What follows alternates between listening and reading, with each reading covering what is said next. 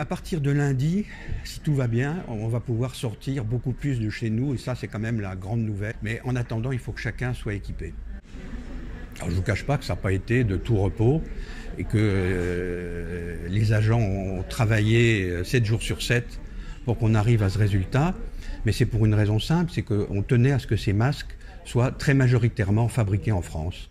Et vous le savez également, il y a quelques semaines encore, en France, nos industriels avaient cessé de produire des masques. Ils s'y sont mis et je suis heureux que vous en bénéficiez aujourd'hui.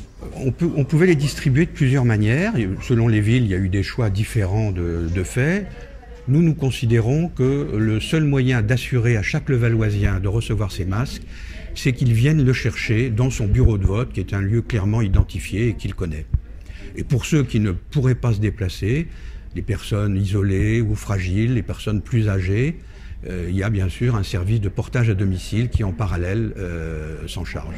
Les écoles avaient été déjà totalement désinfectées pendant la période de confinement et elles le seront de la même manière, entièrement, dès que nous aurons fini la distribution, étant précisé en plus que cette distribution, elle ne se fait pas dans la totalité du périmètre de l'école.